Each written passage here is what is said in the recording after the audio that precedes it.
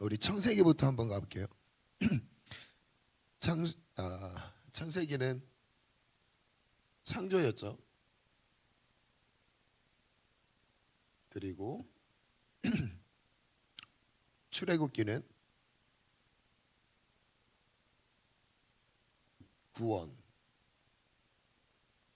그리고 레위기는 어제 거룩에 대한 메시지를 읽었습니다. 그럼 민수기는 핵심 메시지는 바로 방랑입니다. 방랑. 이게 핵심 메시지예요.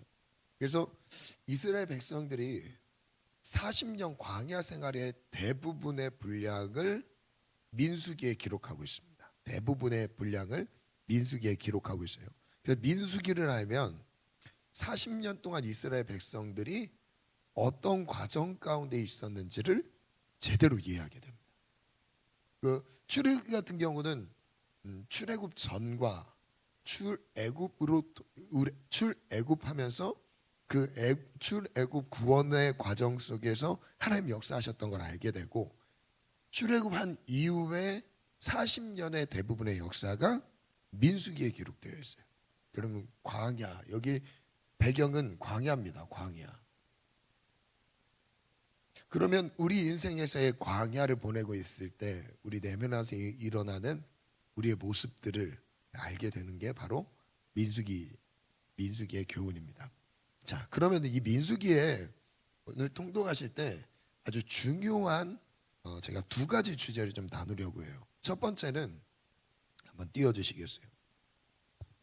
중요한 부분은 이제 이 단계 가운데서 처음에 섞여 사는 다른 인종들의 탐욕, 그냥 플레이 그냥 눌러놓고 있으면 돼. 멈추지 말고.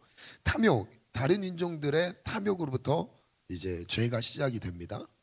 그 다음 이어서 미리암인데 오타가 났네요. 미리암과 아론의 비방이 나타나죠. 그다음에 리더십에 대한 문제가 생깁니다. 그리고 10명의 정탐꾼이 원망하는 내용이 나와요. 그리고 이거 한 14장쯤 나오죠. 그리고 레위 자손의 반역이 일어납니다.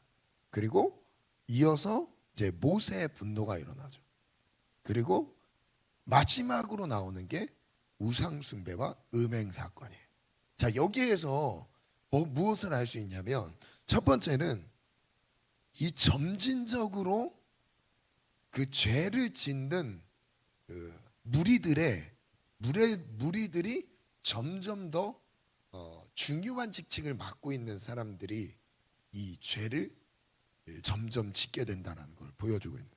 섞여 사는 다른 인종들이 선택받은 백성들이 아니었잖아요. 이스라엘 백성들이 아니었죠. 그런데 출애굽할 때 출애굽기에 보면 이스라엘 백성 외에 타 민족이 같이 많은 무리들이 참여했다라고 기록이 되어 있습니다. 그래서 섞여 사는 다른 민족이 같이 있었어요. 그들이 괜히 남았다. 애굽이 더 좋았는데. 그러니까 이러면서 불평불만하는 거였죠. 근데 그게 번지기 시작했어요. 어떻게 해요? 미리암과 아론의 불평불만, 리더십에 대한 불평불만으로 번지게 됐죠. 그리고 각 지파의 리더십으로 섬기고 있던 사람들이 원망하기 시작해요. 그리고 심지어 누구까지요? 레위 자손의 반역까지 가요. 제가 레위 자손의 반역을 왜 진하게 칠했냐면, 레위 자손은 하나님의 것이라고 했고, 그 민수기 앞부분에 나오던 약간 그 족보는 아니지만 민족의 수를 헤아리는, 이제 나 나오고 있나? 영상. 민족의 수를 헤아리고 있는 그 장면에서 가장 많이 강조하는 게 유다 지파도 아니고 루벤 지파도 아니고 레위 지파를 강조해요. 민수기 앞부분에서 강조하고 있는 지파가 레위 지파예요. 그래서 레위 지파는 사람 수에 넣지 않았다, 병력 수에 넣지 않았다. 왜냐하면 레위 지파는 하나님의 것이기 때문에 그렇다라고 하면서 레위 지파를 왜 구별했는지를 정말 일에만 전념하도록 아예 전쟁에 나갈 사람 수도 세지 않을 만큼 하나님 되게 중요하게 봤죠. 그런데 그들이 어떻게 했어요? 거의 결정적인 단계로 딱 갔을 때 레위 지파가 반역을 일으키죠. 그래서 모세의 쌍난 아론의 쌍난 지팡이가 이때 나오는 거예요. 그래서 이 쌍난 지팡이를 통해서 하나님이 아론의 편을 들어주고 모세의 편을 들어주는 그 장면. 근데 그 분위기를 만들었던 사람들이 누구였냐면 레위 지파 사람. 성막 일에 집중하고 있는. 무엇을 보여주고 있죠? 오늘 우리에게 무슨 교훈을 주죠? 그다음 봐봐요. 모세가 분노했어요.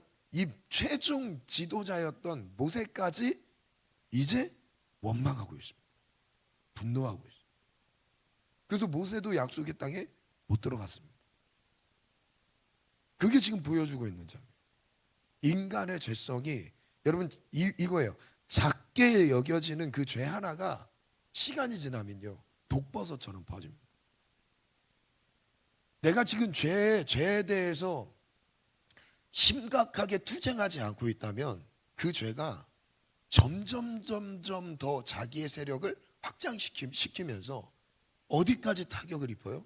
우리의 신앙의 진짜 중심부까지 하나님을 섬기는 그 성막 일을 맡기는 그 예배까지 타격을 입힌다니까. 우리의 예배가 그래요. 한 번에 무너지는 게 아닙니다. 왜 예배가 우리의 예배가 왜 타격을 받고 위험에 처하고 어려움을 느끼게 되죠? 사소하게 여기는 섞여 사는 무리로부터 시작된 그 죄부터 시작되는 겁니다. 그래서 그 부분부터 우리가 단속하지 않잖아요. 내가 아주 가볍게 여기는 그 죄부터 내가 이 부분을 단속하지 않으면 결국 그 죄가 나를 지배하게 돼요. 여러분 출애굽했다고 해서 구원이 끝난 게 아니었습니다.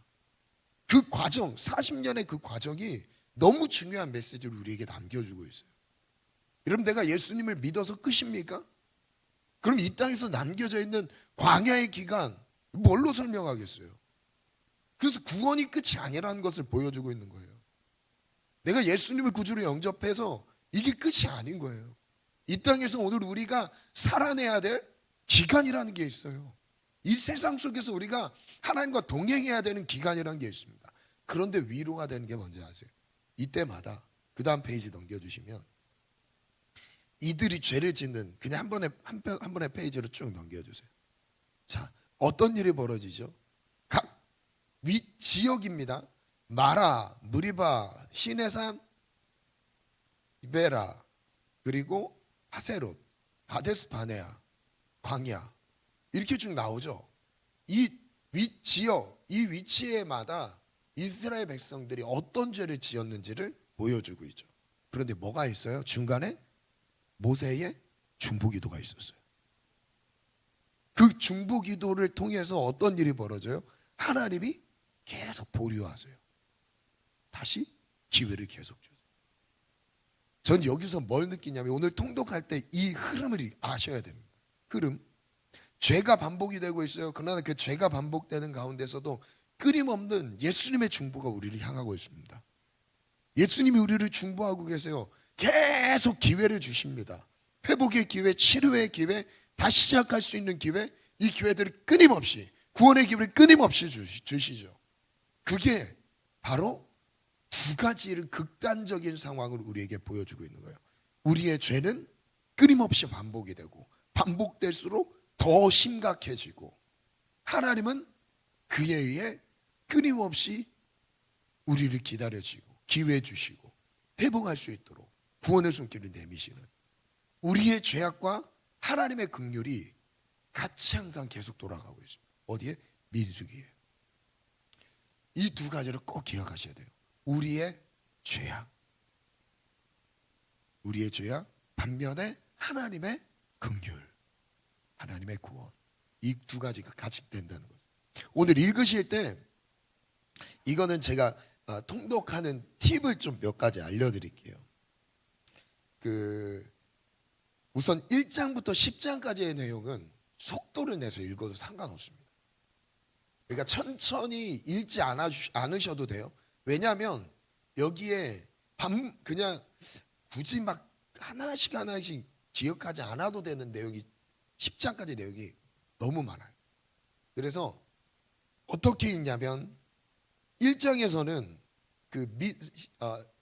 1장이 한번 나오고 거의 마지막 장에 마지막 부분에서 인구조사가 한 번 더 나오죠. 그러니까 민수기에서는 인구조사가 2번 나옵니다. 근데 우리가 읽는다고 해서 숫자를 다 기억은 못 하잖아요.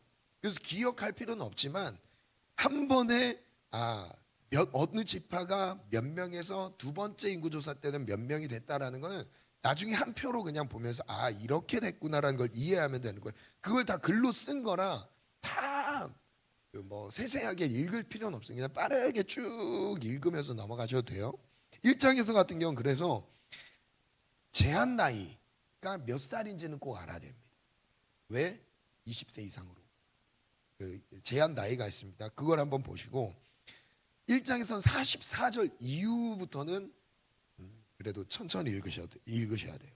44절 이후. 2장에서는 32절 이후에 천천히 읽으세요.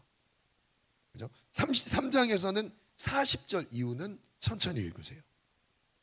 그리고 4장에서는 섬기는 레위 지파의 섬기는 나이 제한을 한 것만 이해하시고 빠르게 넘어가시는데 각 그 자손들마다 세 자손이 나와요. 고핫, 라리 그리고 게르손 이 세 자손이 나옵니다. 이 자손이 어떤 임무와 역할이 있었는지를 이해하면서 읽으시면 되는 겁니다. 그리고 7장으로 넘어가면 1절부터 7장 같은 경우는 1절부터 앞에 한 11절까지만 그냥 제대로 쭉 읽으시고 나머지 12절부터 마지막 절까지는 양이 많아요. 근데 거기는 빠르게 넘어가시면 돼요. 빠르게 읽으면서. 이게 똑같은 분량의 똑같은 제사를 드리는 짐승들을 그냥 계속 12번 반복하는 거거든요. 자, 한 번만 딱 제대로 읽고 그 다음에 쭉 넘어가시면 됩니다. 이런 부분에서 시간을 오래 끌 필요는 사실 없어요. 통독이기 때문에. 그래서 이제 팁을 이렇게 드리고 민수기는 방랑이라는 것을 주제로 우리에게 광야 시간을 어떻게 보내는지 우리 안에 있는 구원 이후에 끊임없는 우리 내면 안의 죄성이 얼마나 지독한지를 보게 하는 책이 바로 민수기입니다. 그래서 오늘 이제 민수기를 1장부터 36장까지 부지런히 달려가겠습니다. 그래서 오늘 또 한번 정말 은혜의 시간이 될 겁니다. 한번 기대하시면 좋겠어요. 제가 한번 기도하고 말씀을 읽겠습니다. 기도하겠습니다. 머리에 손을 얹고 기도합니다. 하나님, 말씀의 능력과 권세가 오늘 나의 심령을 지배하기를 원합니다. 끊임없이 일어나는 광야의 이스라엘 백성들의 죄악처럼 오늘 우리 내면 안에 일어나는 죄악을 분별하게 하시고 제거하게 하시고 진단하게 하셔서 새로운 시작이 되게 도와주시옵소서. 오늘 광야를 어떻게 보내면 좋을지를 말씀 안에서 답을 찾게 하소서. 감사드리며 예수님 이름으로 기도합니다. 아멘. 그 민수기 방랑이라는 것은 바로 이거예요. 무슨 방랑이냐면 방랑이라는 것은 끊임없이 하나님을 거절하는. 그리고 이 방랑의 죄악의 가장 큰 게 언어요. 언어. 원방이었습니다. 물론 여러 가지 종류의 죄악도 많이 나옵니다. 근데 제일 큰 게 이거였습니다. 원망. 언어. 그래서 이게 바로 죄인 거죠. 자, 재밌는 통독 시간이 될 겁니다. 민수기가 제일 흥미진진한 거 아세요? 모세오경 중에 진짜 제일 흥미진진해요. 야, 이렇게까지 인간이 참 답이 없는 존재라는 거. 아주 바닥을 치고 쳐도 여기까지 갈 수 있을까? 이렇게 생각이 들 만큼 심각한 존재가 우리 인간이라는 거. 네. 늘 하나님의 지혜의 영이 임할지어다. 아멘. 축복합니다.